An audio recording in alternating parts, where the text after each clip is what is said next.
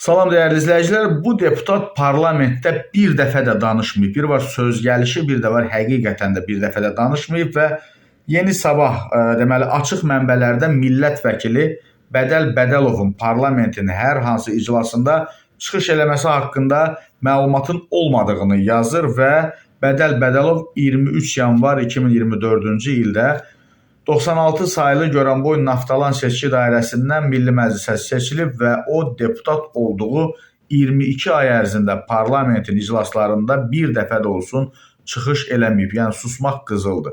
64 yaşlı Bədəl Bədəlov ali təhsilli mühəndisdir.